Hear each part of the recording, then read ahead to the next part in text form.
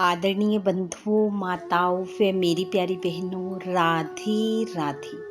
आपका हमारे इस YouTube चैनल पर बहुत बहुत स्वागत है। बंधुओं, आज हम इस वीडियो में बाल रूप लड्डू गोपाल जी की कथा सुनेंगे, जिसे भावपूर्वक सुनने सुनाने से गोपाल जी की कृपा से हर मुसीबत टल जाती है। वे प्रभु कृपा से मनुष्य को भगवान के निज धाम की प्राप्ति होती है।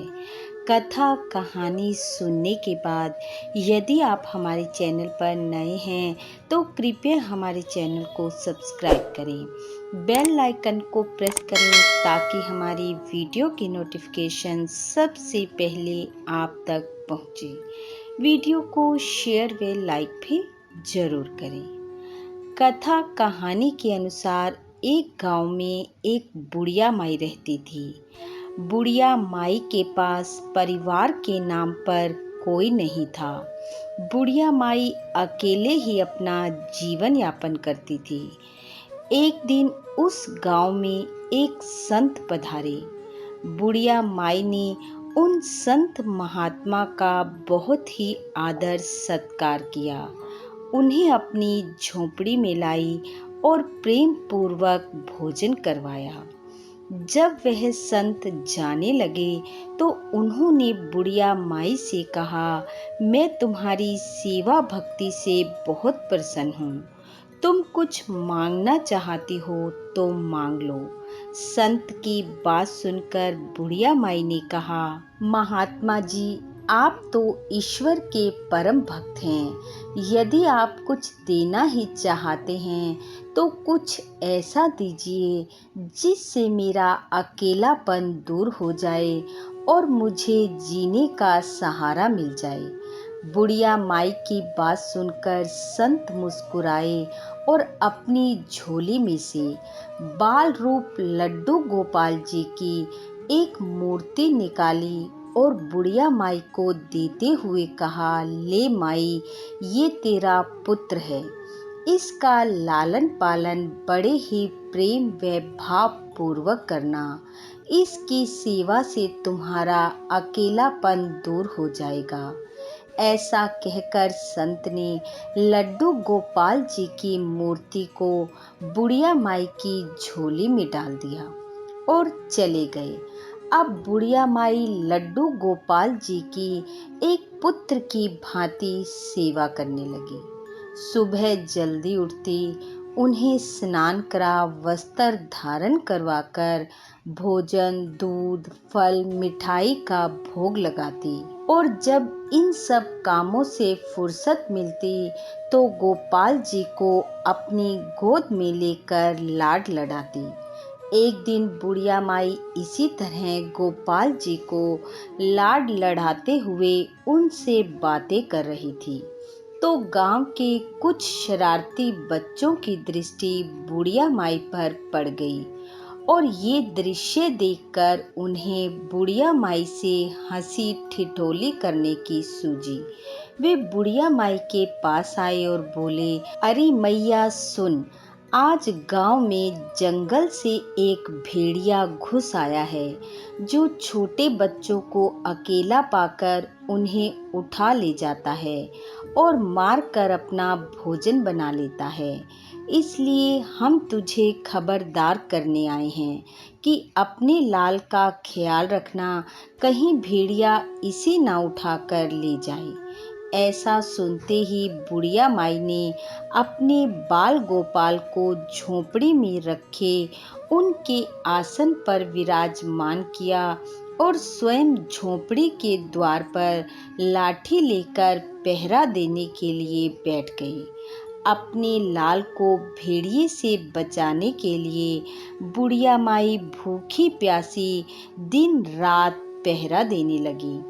पहरा देते देते एक दिन बीता, दूसरा दिन बीता और ऐसा करते करते 5 दिन बीत गए। बुढ़िया माई ने पहरा देने के लिए खाना पीना सोना सब छोड़ दिया।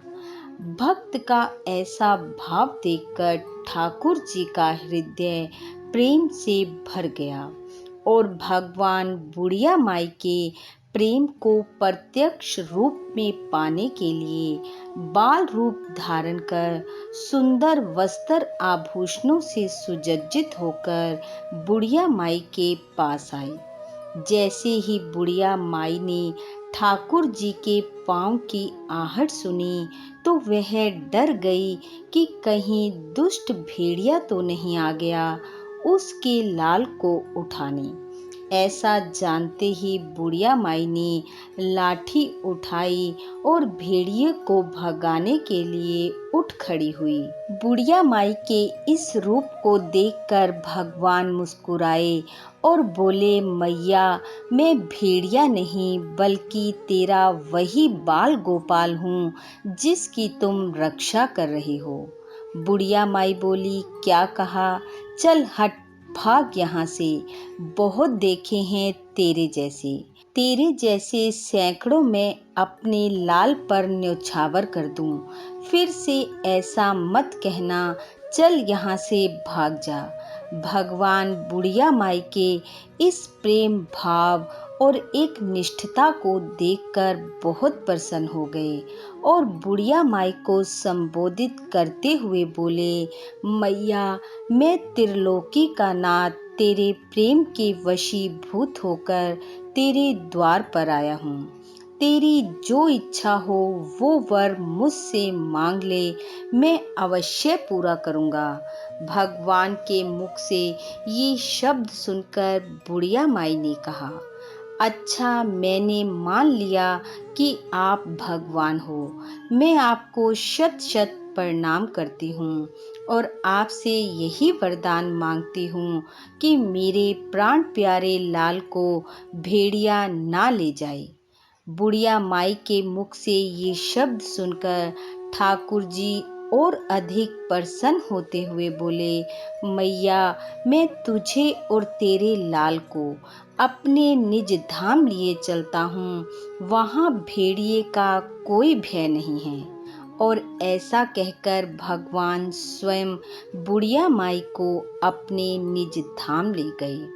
इस प्रकार बंधुओं, परमात्मा को पाने का एकमात्र रास्ता निस्वार्थ प्रेम है। जब हम अपने भीतर विराजमान ईश्वरीय अंश की रक्षा काम, क्रोध, लोभ, मोह और अहंकार रूपी भेड़िए से करेंगे तो एक ना एक दिन ठाकुर जी के दर्शन हमें अवश्य होंगे और वे हमें संसार की हर मुसीबत से बचाते हुए अपने निज धाम ले जाएंगे।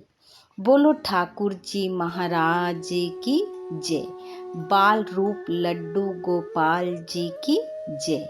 बंधु, ठाकुर जी की कृपा आप व आपके परिवार पर सदैव बनी रहे।